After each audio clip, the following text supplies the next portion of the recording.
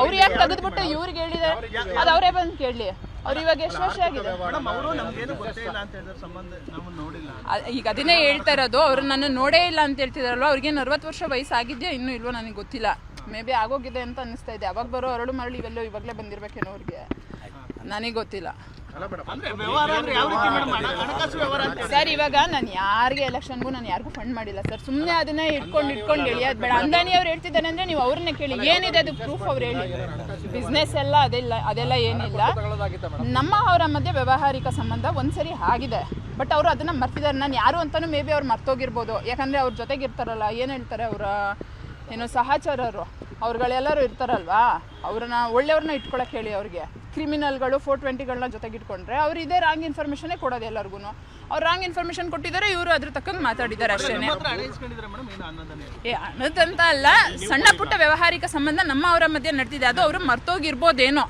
ಯಾಕಂದರೆ ಪಾಪ ಎಲೆಕ್ಷನಲ್ಲಿ ಸೋತಿದ್ದಾರೆ, ಡಿಪ್ರೆಷನ್ ಇರ್ಬೋದು, ವಯಸ್ಸಾಗಿದೆ ಅದಿರ್ಬೋದು, ಅಥವಾ ಅವ್ರ ಸಹಚರರಿದ್ದಾರಲ್ಲ ಅವ್ರುಗಳು ಯಾರು ರಾಂಗ್ ಇನ್ಫಾರ್ಮೇಷನ್ ಕೊಟ್ಟಿರ್ಬೋದು. ಮೇ ಬಿ ಅದರಿಂದ ಅವ್ರು ಆ ರೀತಿ ಮಾತಾಡಿದ್ದಾರೆ ಅಂತ ಅನಿಸುತ್ತೆ. ಅವ್ರು ಫ್ರೀ ಆದಾಗ ಒಂದ್ಸರಿ ಇನ್ಫಾರ್ಮ್ ಮಾಡೋಕ್ಕೆ ಹೇಳಿ, ನಾನು ಯಾರು ಏನು ಯಾವಾಗಿಂದ ಅವ್ರಿಗೆ ಪರಿಚಯ, ನಮ್ಮ ಅವರ ಮಧ್ಯೆ ಯಾವಾಗ ವ್ಯವಹಾರ ಸಂಬಂಧ ಒಂದು ಸರಿ ನಡೆದಿತ್ತು ಅಂತ ಹೇಳಿದ್ನಲ್ಲ, ಅದು ಯಾವಾಗ ನಡೆದಿತ್ತು ನಾನೇ ಅವ್ರ ಮುಂದೆ ಹೋಗಿ ಮಾತಾಡ್ತೀನಿ.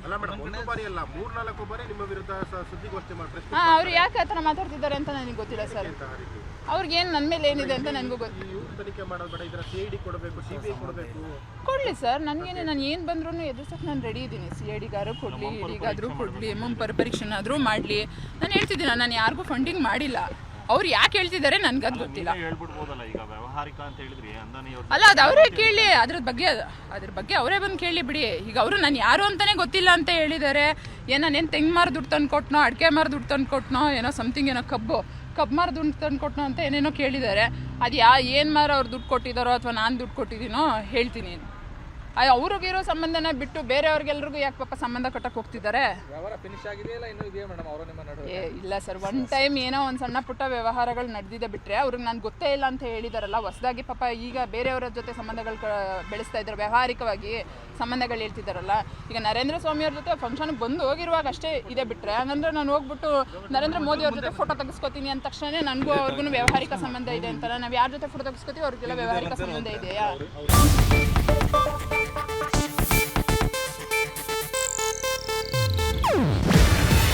ಇದು ಏಷ್ಯಾನೆಟ್ ನ್ಯೂಸ್ ನೆಟ್ವರ್ಕ್ ಪ್ರಸ್ತುತಿ. ನೀವು ನೋಡ್ತಿದ್ದೀರಾ ಏಷ್ಯಾನೆಟ್ ಸುವರ್ಣ ನ್ಯೂಸ್.